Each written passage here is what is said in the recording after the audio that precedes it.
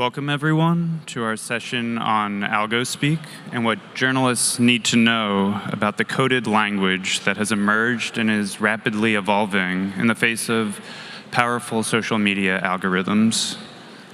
It's important that journalists understand how the terms they use on social media impact the reach of their content and the engagement it gets. At the same time, when reporting on sensitive topics, journalists would be wise to familiarize themselves with the alternative words, phrases, and emojis that are being used online in large part to avoid being filtered by platform algorithms. We'll be diving into just that today. I'm David Maas, the Senior Editorial Director of IJNet, a publication that tracks the skills and tools that journalists and their allies need to build trustworthy information ecosystems. We're a project of the International Center for Journalists. The speakers on stage with me here are experts when it comes to algospeak, each in their own way, researching the phenomenon, navigating the algorithms to uncover hidden stories, and adapting to reach audiences with the content they create while skirting suppression. They have each prepared a presentation today with insights, lessons learned, and advice on the topic. I'll introduce our speakers in just a second, but first, we do want to start off with a quick icebreaker quiz to test your knowledge in the audience of some algospeak terms. So on this next slide, we should have a QR code that pops up.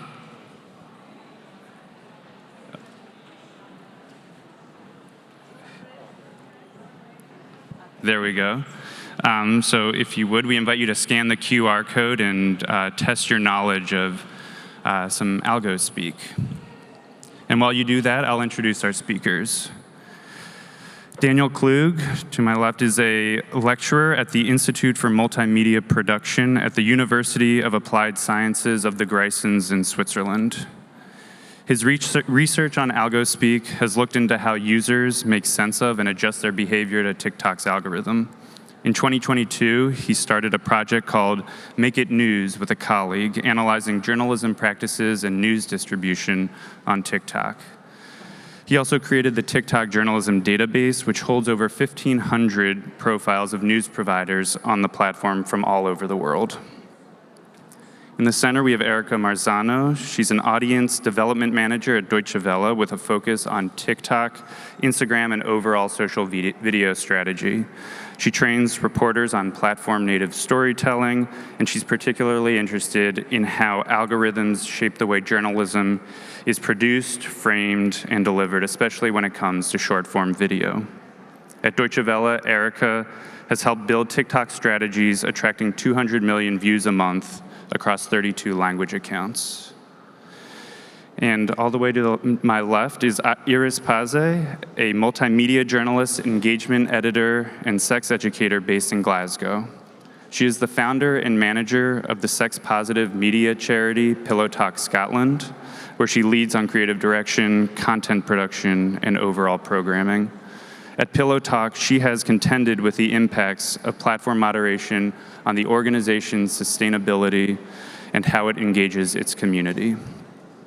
About a year ago, Iris wrote an article for us at IJNet that looked at how journalists can decode algospeak to avoid misrepresentation and ensure sensitive stories continue to reach audiences effectively. So I'll turn it over first to Daniel, and I'll just mention that a bit later in the session, we'll see how you all did on those test questions. So over to you, Daniel. Yeah, thank you, David, for the introduction. I want to start by giving an introduction and a framing of the phenomenon of algospeak from like a bit of a research and academic perspective. So what we understand as algospeak is the intentional shortening, misspelling, replacing, substituting, and so on of words in social media posts, comments, sharing, and so on. So in this way, algospeak can be understood as a form of net speak, However, it significantly differs from other forms of NetSpeak. So other forms would be something like text speak, which originates in, or like is the shortening of words and replacing of words due to the limited number of characters that you had in old text, SMS, and so on. Lead speak, I guess most people know what lead speak is the replacing of letters with numbers or symbols as like a, kind of like funny encryption in online communities. And then there are things like lol speak, which is a humorous way of rewording in like online memes and so on. So the difference to algospeak is that algospeak is motivated by the experience of content moderation. Like algospeak is a direct reaction to the experience of an algorithm suppressing the the spread of your content online. And it is like originating, or like can be tied to TikTok very much. It originates like in maybe 2020 because the users started to feel that the algorithm or the content moderation was suppressing their content when they post about benign but yet unwanted subjects that they're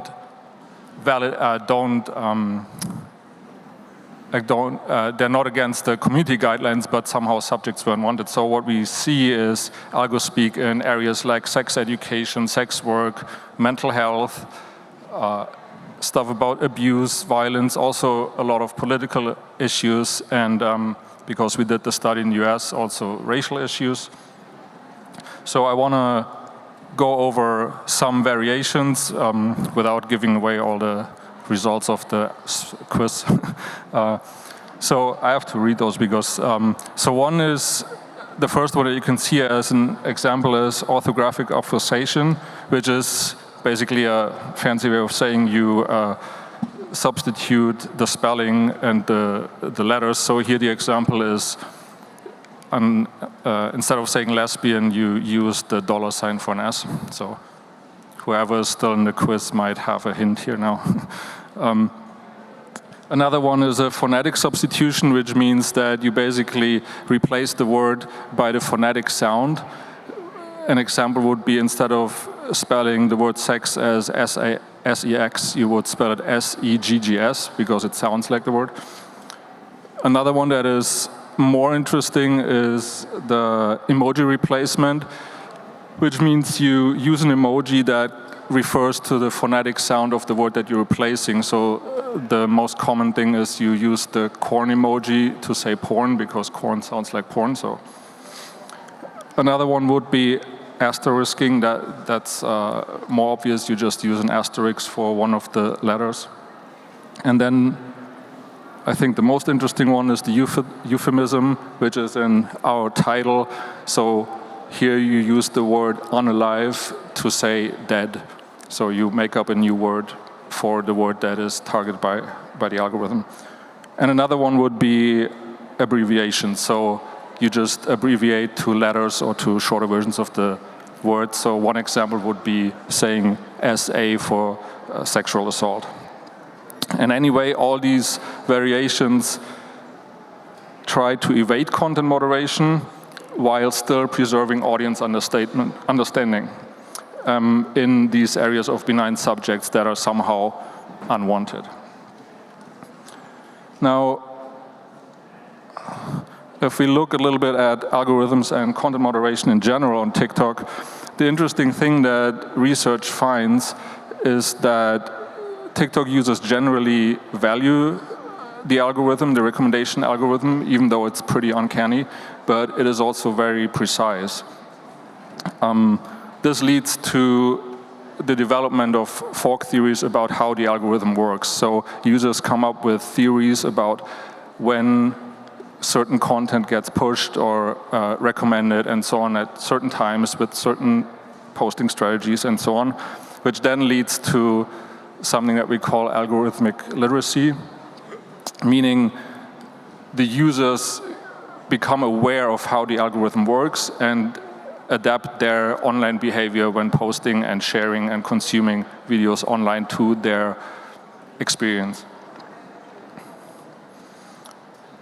This in turn, this in turn shapes the digital realities that people see online or experience online, and it also helps us to understand their behavior online. Now, TikTok here is the main example because, I mean, all social media sites have human and algorithmic content moderation, but the TikTok seems to be the one that has the most issues with it, especially shadow banning content of marginalized communities more than other platforms, and also having issues with content that that violates guidelines and should be banned slipping through these content moderation systems.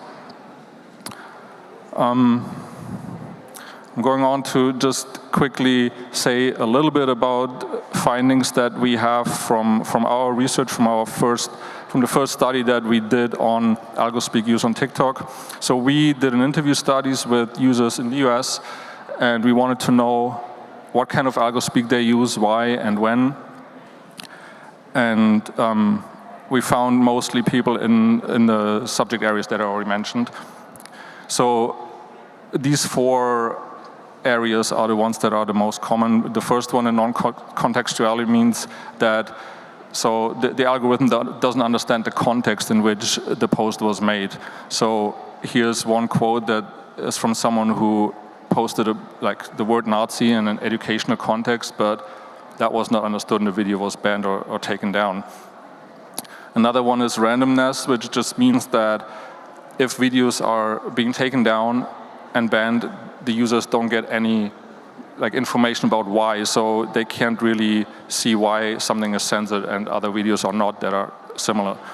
Inaccuracy is one that means that we found that especially in the area of sex education, where people would post videos about certain subjects and they were banned for the use of certain words, but they found other videos that were, for example, more abusive videos, about sexual abusive videos, that were allowed to use these words, and they slipped through. And the bias against marginalized communities was pretty evident, especially in the LGBTQ+ community. So a lot of content that used very basic words was banned or suppressed. Now, lastly, I want to give a little bit of a perspective, on academic perspectives or findings or takeaways on algospeak. I think the most interesting thing is that we see that platform moderation architectures are somehow changing or are able to change the norms of what is acceptable speech with policies and structures like that. So content moderation not directly produces new language or new speech, but it is an influence on people using and creating new language.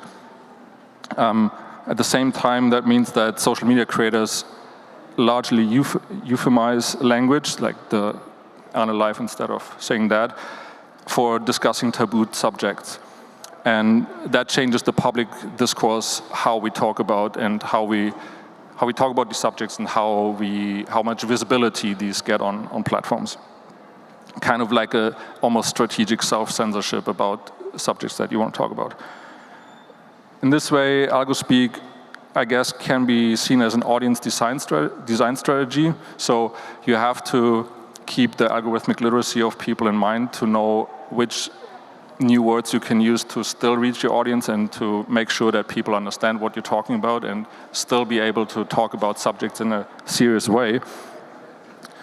And maybe the main takeaway, that is also the most, the hardest one, is, of course, it would be nice if content moderation and algorithmic content moderation could understand context. It would be more contextual to not have the effect that people need to encrypt language to talk about subjects that should be allowed and easy to talk about. So these are some perspectives from the academic side, and I'll switch over to Erika. Thank you, Daniel, and thank you, David, for the introduction. I'm going to move to the journalistic side. I'm going to give you a catchphrase, or rather a hook, since TikTok is my platform of specialization. The platform shapes the message. So as a journalist on social media, and even a specific kind of journalist, I'm an audience development journalist. I don't know if you have this role in your newsrooms or you know this role, but my main task is to make sure that our journalism reaches as many people as possible in our target audience. And for us, algospeak is not just a creative workaround, like maybe for creators, but I'm going to use a word that was in one of Daniel's slides, a survival tactic. So it has happened that algospeak, starting from TikTok, has changed the way we do journalism on social media. And it has changed all of the aspects. It has changed the way I train people in my newsrooms. It has changed the way we script, we speak on video. It has changed the way we do news gathering and research on social media. And it has changed the way we do community management, the way we deal with comments on social media, because that's also an aspect that we had to take into consideration. But let me just go back to how we started and when and how we started. At DW, we so far have 32 TikTok channels. We've opened the first one back in 2020.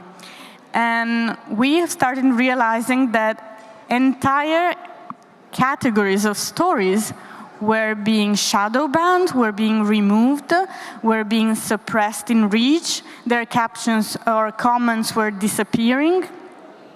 And the categories were all about sex, violence, blood, corpses, these kind of words-related categories, abortions, Nazi, and being a German media, we had to use that word a lot, or words related to that a lot. And it was often the case. We had stories like the one I have a screenshot on screen here from our website, fact-checking report about a demonstration in Brazil against an anti-abortion bill. And its corresponding short-form vertical video on TikTok was banned, was removed without an explanation by the platform itself. So that's when I've started doing my research, and I've started changing the way I was approaching the training on social media. And one of the first papers, or maybe so far the only papers on algospeak, which Daniel wrote, I printed, and I hanged it in the newsroom, so we still have it, with the list of words that were found were affected by the algorithm. But at the same time, this conference is navigating the age of doubt. Our doubt as journalists was, should we just speak plainly and then risk losing reach because the platforms were actively suppressing some of these videos, or should we use algospeak and then maybe lose credibility from some of our audience members, and even just losing understandability, because some might not know what some of the terms we use are, some might not be so chronically online as I am. And via trial and error, we have started. There is no sound to this video because I want you to focus on the text. We have started realizing which versions of algospeak we should use and how to react. The logic is clear. The platforms, and TikTok specifically, I find it kind of more strict in this, was actively punishing the usage of certain words that could be in the script, so spoken, could be text on screen, like you see it here, could be the captions, the little descriptions that we write accompanying all of the videos. So we've started researching on social media itself, how were other creators and also media reacting to this phenomenon? Were they just not publishing any video about certain topics at all? Well, that's kind of hard for news media to avoid certain topics completely, like in this case was abortion and has also to deal with sexual health or just violence and death in general. But it also was affecting drugs, even the word drugs as used in a scientific context, or not recreational or toxic drugs, but as a synonym of medicines were being affected. And we have realized that we would never use algospeak alternatives such as cute winter boots for ICE, the migrant forces in the US, or Dior bags for drones. That was somehow also undermining the seriousness of certain topics, but also was too obscure. So we came to the conclusion that via trial and error, and lots of trial and error, that our algospeak, and now there will be a video with sound, so I warn before I click to the next slide, would be substituting symbols and numbers to the spelling, the regular spelling, or using the widely known algospeak words like in our title, Unalive. And we had to go a step further because yes, there are some well-known words in English, but at DW we have 32 languages. So we had to do our own internal research in each of the language and also come up with creative ideas. And I'm going to show you one. Czy wiesz, co tak naprawdę kryje się w które bierzesz na imprezie? I inne narkotyki imprezowe to elementy berlińskiej sceny techno. Sprzedacze narkotyków pomagają ludziom uniknąć niebezpieczeństw. Was ist in so einer Substanz drin? Wie viel davon ist drin? Und sind da Substanzen drin, die da nicht reingehören und möglicherweise sehr gefährlich sind? Obecnie ponad połowa przebadanych przez niego narkotyków jest przedawkowana lub zanieczyszczona. Tibor od lat 90. walczył o zalegalizowanie badania, a w 2023 roku władze w końcu się zgodziły. Der Partydrogenkonsum ist eine gesellschaftliche Realität. Man kann durch Verbote den Partydrogengebrauch nicht verhindern und auch nicht reduzieren. Popyt na analizy narkotyków pozostaje wysoki. Latem Tibor musi odrzucić 2/3 wszystkich zainteresowanych. Also ich hoffe, dass wir mehr Kapazitäten bekommen, damit wir mehr Menschen mit dem Angebot erreichen können. Co myślicie? Czy testowanie narkotyków to krok w stronę bezpieczeństwa, czy zachęta do ich używania? So, first example is in Indonesian, by the way. Second example is in Polish. The Indonesian has no sound. And that is a classic example or real sort of A/B testing, because this specific video that was when Elon allegedly mimicked the Hitler salute, and we published just with regular words in Indonesian, in Bahasa Indonesian, and it was immediately taken down, not even allowed to be published, basically.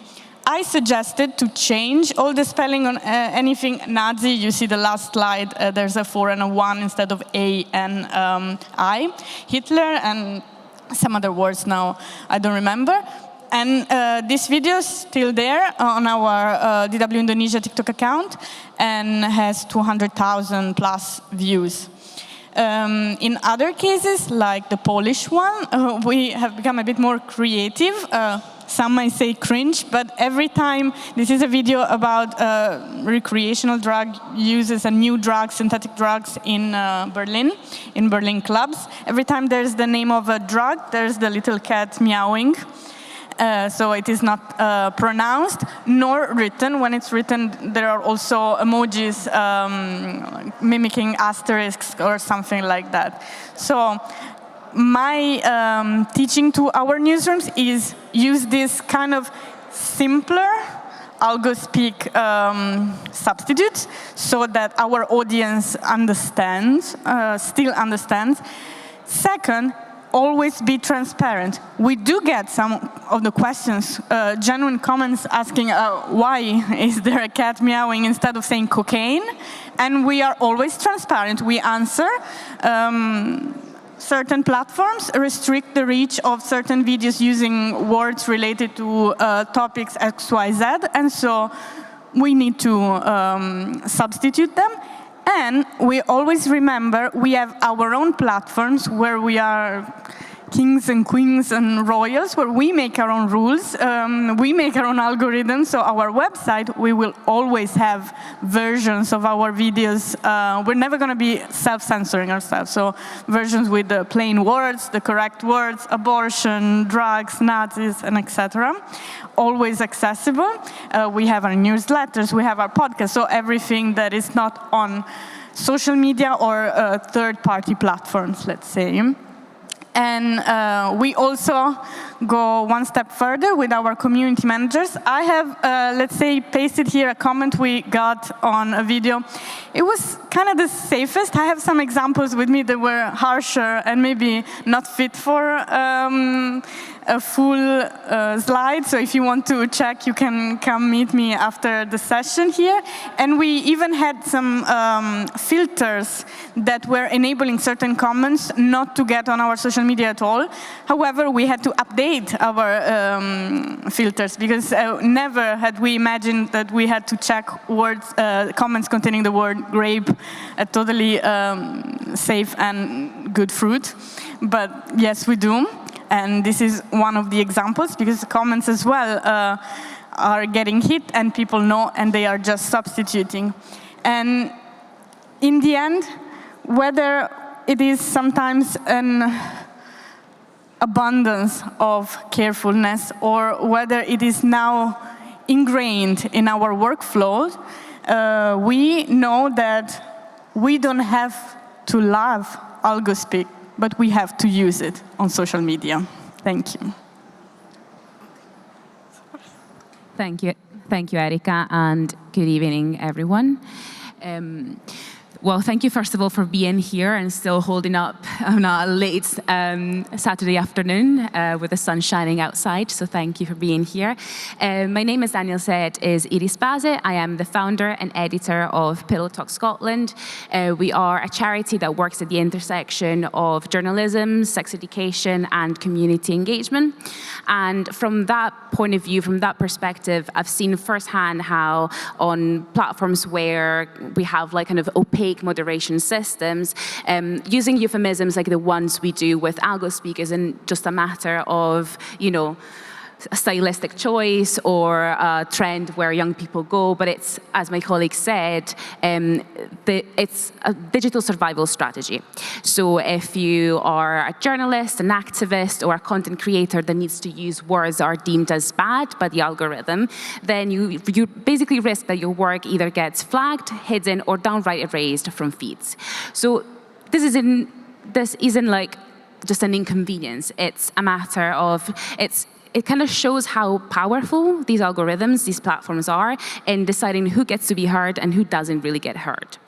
So linguists actually have a word for this kind of workaround. They call it katakrisis. It's the necessary misuse of language when no better option exists. So, for example, take a table. We call its support like legs. Does the table have legs? Not really. But the word works, and so we use it. The same logic applies online. So we say sex instead of sex, or schmex instead of sex, corn instead of porn, Dior bags instead of drones, quite surprisingly. But because it works, we tend to use them. But what we need to remember is that these aren't just, you know, playful twists of language. They are linguistic compromises under what is essentially pressure. And this kind of phenomenon isn't really new. It's something that we've seen in the past in other ways. If, for example, if you think of Polari, if you're not familiar with it, it was a language, a coded language used by gay men in Britain when homosexuality was criminalized. It was definitely witty, it was ingenious, use, but ultimately it was a language that was born out of exclusion. And in a lot of ways, algospeak is the same thing today. So whenever we use SA instead of sexual abuse, or grape instead of rape, essentially we're doing that because, well, this is a product of systems that are making plain language risky. So this is the theory, but I'm going to show you a couple of practical examples from our work. So these are two of our kind of most regular posts. The one on your left is just kind of promotes our sex positive reading group. It's a community event, it's educational, it's literally a group of people discussing books around a table. And still, because we use the word sex, it's been flagged so many times. Now we kind of try to somehow hide it, so we tend to get away a bit more with it, but still, like, we shouldn't really need to do that. On your right instead, we have our weekly wrap-up, which is a news roundup of all news around like sex and relationships, feminism, and anything that could like enter that kind of could be relevant to us, basically. As you can see, we chose the picture of Michelangelo's David with his world-famous anatomy covered by a condom. Again, it might be quirky, but it's definitely not explicit. It shouldn't be something that is flagged as inappropriate because it's a very famous statue, and still it gets flagged so many times. We know, though, and we've seen today, that we're definitely not alone in this. So at Pillow Talk, we have a peer support group. It's called Shadow Banter, and it includes sex therapists, sex educators, other forms like therapists, content creators, anyone who works in the sexual health field. And what we hear time and time again is the frustration that comes with having to kind of constantly self-censor. And what I've noticed is that there's almost an acceptance of self-censorship as long as there was some kind of like clarity, but we're missing that. The one sentence that I hear time and time again is, I just wish I had a list of words I'm not allowed to use. Because the thing that we've noticed is that today something might work on my Instagram or my TikTok, tomorrow it might not work because the guidelines are a bit opaque, the way they are applied is not really consistent, and so this has an immense, it's an immense source of frustration for the people who work in sexual health, but in so many others. There was a campaign that was promoting awareness around breast cancer that was basically taken down from Instagram, and that, it's awareness. It's not. It wasn't definitely, explicit or anything else.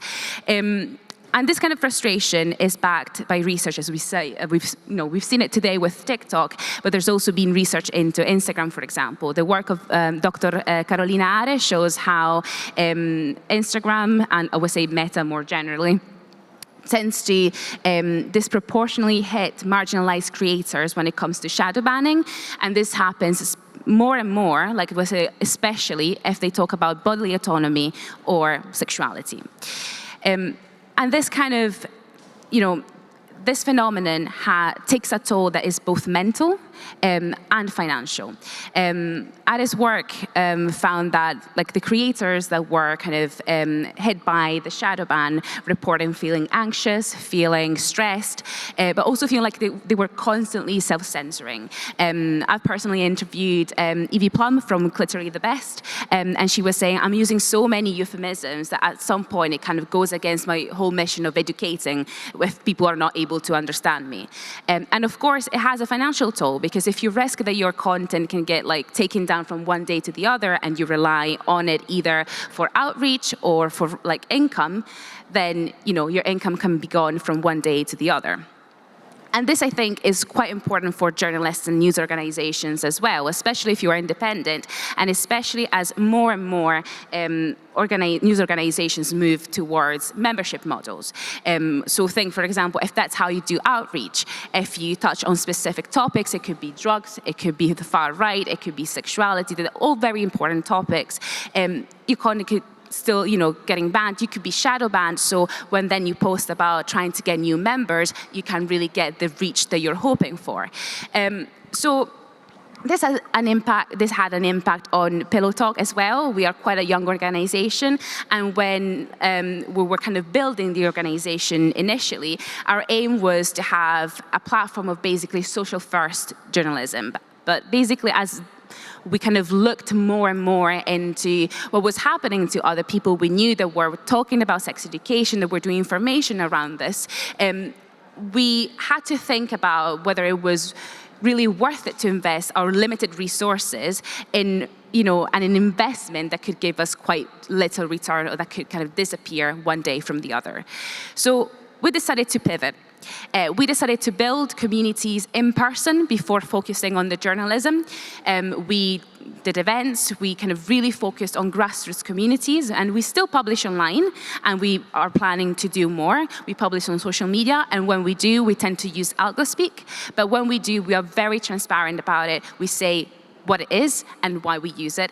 And what we do is always giving an alternative to people. We say, well, we're saying this here because of this reason, but if you want to access plain language, you can, like a plain language version of what we're reporting on or talking about, you can go on our website or our newsletter or anywhere else.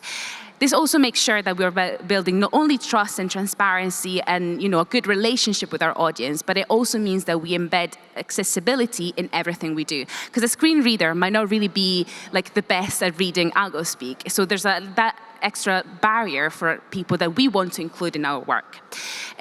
So we try to diversify as much as possible. We try to have a multi-tiered approach and kind of meet our audience where they are. So I guess, so where does that leave us now? So what I would say is that, as we've talked plenty today, algospeak is a language of resilience. It is creative, it is collected, it is coded, and it's brilliant in a lot of ways. But it still exists because we have a pressure from algorithms, because we have a system that makes plain language risky. So every time we see the word, every time we see corn or SA or grape, we need to remember that we see that because the original words are still getting policed. And I think as our jobs as journalists, as educators, is not just to use the code, but to explain it, to expose it, and to keep naming things by their, calling things by their actual names. Because ultimately, public interest isn't really served by euphemism, it's served by clarity. Thank you.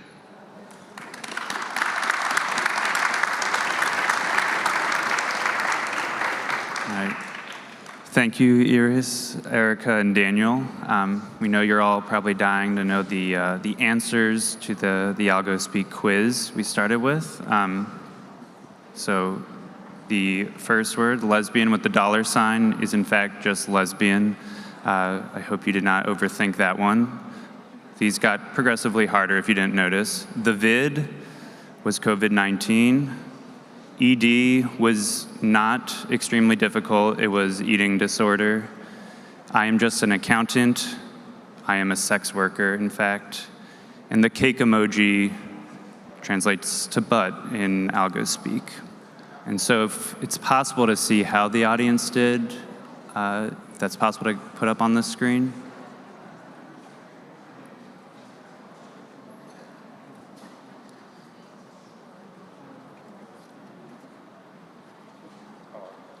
All right, pretty good on the first one.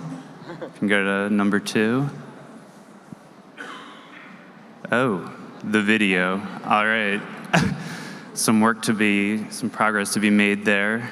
15 though, getting it correct. Next one. ED, eating disorder. Okay. Internally, we thought more people would mistakenly guess extremely difficult, but eating disorder. Well done. Next one. I am just an accountant. It is not, I work in finance. Too literal. I am a sex worker. Okay. I do money laundry. Okay. Yes, I am a sex worker. Okay, pretty good there. Cake. Wow. Pretty evenly split across the board. All right. For our algospeak experts, how do you think the audience did? Yeah, you pass. All right, well. Pretty good. We'd love to open it up to audience questions, if there are any. Yes, yours went straight up.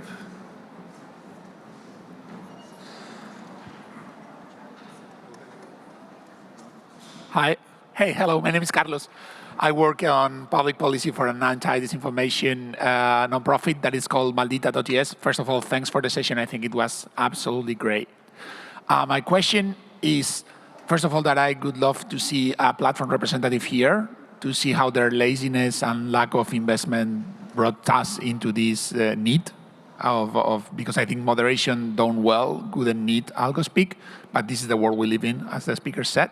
So my question is whether or not you get some interest from researchers that are interested in capturing real online conversation about these topics that are censored by the platforms, so they can know where to look in. Because we have been getting some interest, for example, around COVID terms and vaccination terms, but I could be super interested if they, for example, contact your organization to know what to look for in terms of search to really understand what people is asking or what the real situation of the online conversation about sex topics is. Thank you. I'll go first. I think I need help from the researcher. I think it can be an open conversation. So far, I have checked Daniel's research, so that I haven't received a request, but open to. I agree with Erika. I think it should definitely be a collaborative effort. I also think it's something that might be worth working with like specialized reporters, because like in my case, we specialize in sex and relationships, so we tend to be quite clued up on that, but it's one topic. I think it's very difficult to have quite an extensive knowledge of algospeak alone because it's always changing. But I definitely think like collaboration between researchers and like news organization would be great. Yeah, I would say the issue with this is also that the whole algospeak is changing because the algorithm is not stupid. It learns which words you are referring to. So it's a constant reinventing, renegotiation of a set of words in certain areas. And I mean, I think the examples that we saw show like how it evolves and where it starts with like simple replacements or switching of letters, and that are understandable. But I think ultimately it's within a community to figure out which words become algospeak, and if you're in that community, you might get it and understand it or figure out which ones. If you're not in the community, I think it's of course harder. And I don't know of any like official lists other than maybe the one that we have that was kind of hard to get. Yeah, I guess that's my answer. Another question? Over there. Hello, everyone. I'm Sofia Kleftaki. I'm a reporter for Deutsche Welle in Berlin, and I'm also doing the community management for the Deutsche Welle Greek department. And Erika helped us to launch the Greek TikTok. So it's very difficult to balance doing the community management between moderating hate speech and freedom of the speech. It's extremely difficult. I have to say Greek users are extremely creative. So my question goes to you, dear Erika. It has two parts. First part, if you could say a bit more about the difficulty, as Deutsche Welle has 32 languages. So if there are specific things in specific languages, maybe even the Greek department, because you mentioned some examples. And the second part about the legal framework in Germany, as we have the Netz.de, so this legal framework, if media outlets do not moderate, what could they face legally? Because I'm not sure it's the same thing in Greece, it's very specific in Germany. Thank you. Should I answer in a Teams meeting or now? No. So the biggest difficulty is definitely having an initial list in English only meant that I asked people in the language departments to go and check if the same terms, same as their translations, would then have their own alternatives. But since I don't speak all of 32 languages, I had to rely on what people were finding. We also know that TikTok is a highly regionalized, has a localized algorithm, so even knowing some of these words, maybe searching for them in Germany wouldn't have produced any result. I've found some more collaborative departments, or rather departments that found out, and others that maybe saw that their languages, and I'm also thinking of languages like Greek or others without Latin alphabet, couldn't really find. Some said that the same words, English words, were then being used. So the solution that we found of just using the simplest way of substituting the spelling definitely can be adapted cross-board. And in terms of the second question, when it comes to the legal framework, I know that Germany specifically has a law. The problem is that it can be applied only if we realize, we can find out that the people commenting with hate speech that become so serious that it is an offense needs to be in Germany. So, because otherwise cannot be prosecuted according to a German law. And so that gets complicated on social media, especially some social media that don't have. And but we have activated our legal department to see if in other countries there can be also sort of application. And I know the human power that is taking the community management is like serious, not only human but also mental power. And we're also actively looking for tools, maybe with the help of AI, that can easily detect some of these, including algospeak, and then can, if not solve, help your jobs. Another question? Yes, in front. Thank you. Before this session, I was having a chat with you, Erika, and I want to ask a question. If, in some way, maybe algospeak serves as some sort of protection for people who engage with the content that you work with.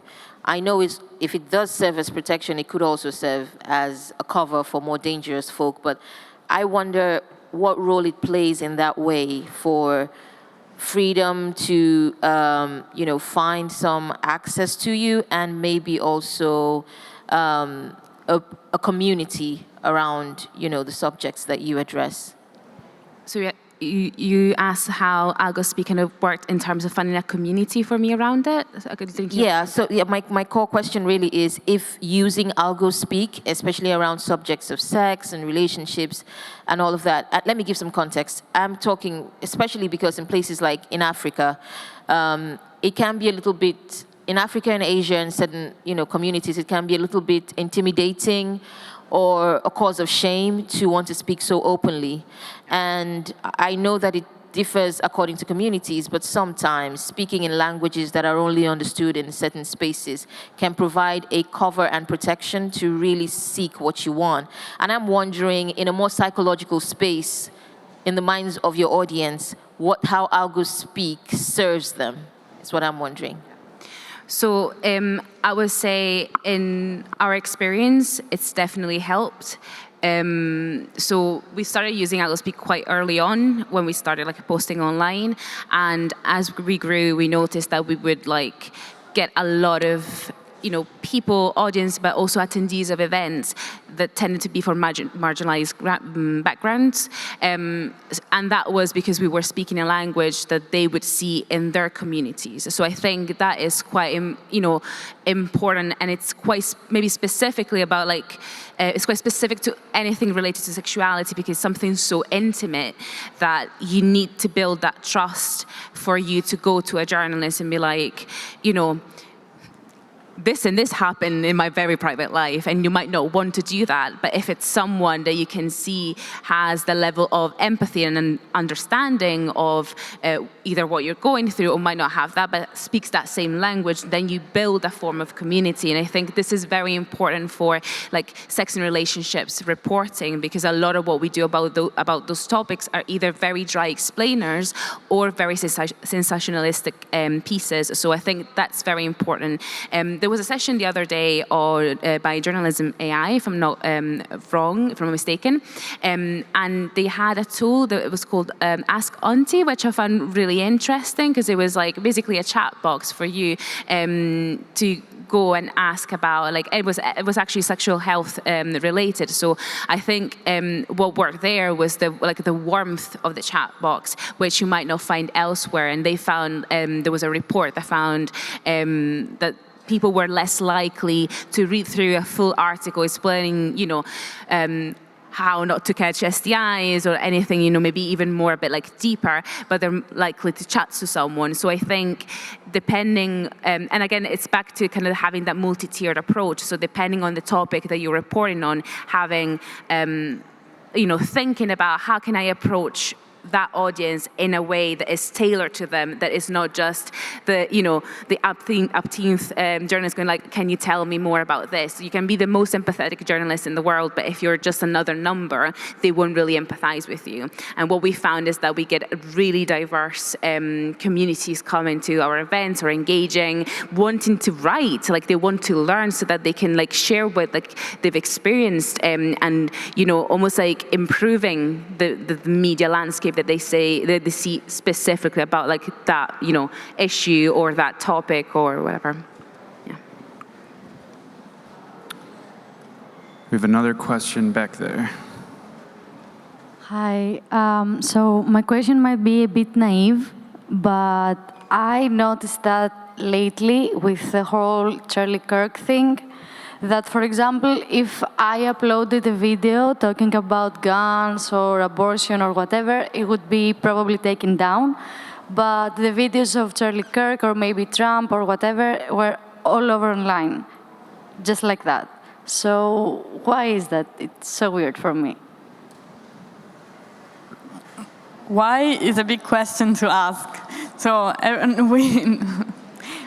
if we're talking about TikTok, are you talking about TikTok? So ByteDance, the company that owns TikTok, is not that transparent in sharing how everything works, and it sometimes feels very random, because sometimes we have thought, okay, we have some accounts that are verified, so are they safe? We can safely post from there, and others that are not verified, and so we need to use algospeak, and then we see, no, sometimes you get posts taken down by TikTok on the verified and that stay on the non-verified and vice versa. So I know that the first layer of moderation is always AI. So that is also a reason that sometimes it can detect it immediately, sometimes it doesn't.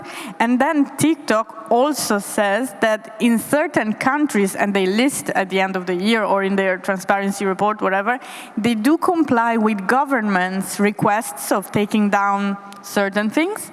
So it could also be that certain governments ask the takedown of content from categories of users or with certain hashtags and etc.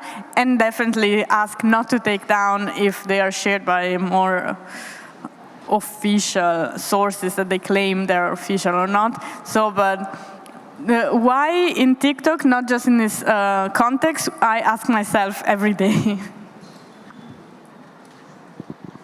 I can maybe add to that in general that it is very, it's very hard to understand how the TikTok algorithm measures, which measures it includes in like pushing content in general, like because it's audiovisual, it scans basically everything.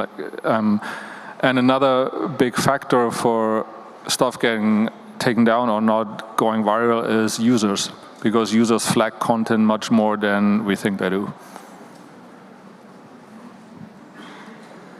I do have a follow-up on that for you, Daniel. Your research has documented the need for more context-informed content moderation by TikTok. Is there any way to track if that ever happens or just changes in general to the algorithm?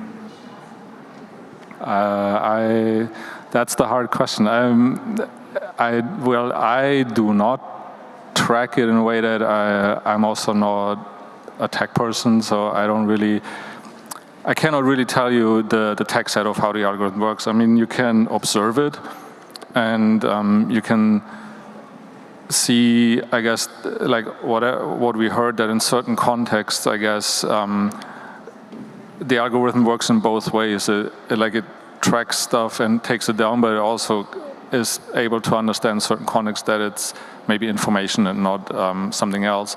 But I think again, it's like you kind of have to create the context yourself. Like you have to work. I guess Erika can confirm that you have to like work on training your algorithm for receiving content, for posting content, that it gets to the right audience in the right context, and that that you're able to create this context kind of like yourself, I guess, as one solution. And is there a systematic way that in the newsroom, Erika, you're tracking or documenting the changes to the algorithm? Systematic, I would say, well, internally, I have a monthly meeting with all of the newsroom members where I share news, observations, new features, anything that I found online. My method is constant research, so, but that's very personal. And I would say maybe not to trust some gurus that are like, big algorithm change, because we don't know. Sometimes when we see patterns, we can assume, but unless, and this happens, whether it's Adam Mosseri from Instagram or a blog post from TikTok or even Zuckerberg with his videos, platforms reveal, and whenever they reveal, we know it's a fact. Example, when Meta told us a couple of years ago or last year, before reversing it, that political content would actively be suppressed in reach, and that if you wanted to keep on receiving it on your feed, you had to actively state that in your settings, then we know. When we don't know, we assume, and we sort of try some A/B testing, although it's never really A/B testing because there are so many other factors that come in. Sometimes it works, sometimes it's a miss. Do we have any other questions? All right, I have one then for Iris. A lot of your use of algospeak, targets people who might already be aware of the terms and the emojis being used and what they stand for or represent. But how do you balance the line with also, bringing along the audience you still want to reach who might not also be aware? Like, is there an educational component that you're keeping in mind? Yeah, so back when we did the article together, like when I published the article in IGNet, I spent some time to create some resources, for example, for our own audience, being like, okay, so you might see that we use these words on, could be Instagram, Threads also tends to flag that quite often, or on TikTok. And what I try to do is to try to make it as transparent as possible. So I say, okay, this is happening. You might see a post that looks like this. You might see a word that looks like this. And the reason why we're using that is because on a series of platform, we can't really say the words, or we can say things as they are, because we risk, what we're reporting on, whatever we're publishing, kind of disappearing.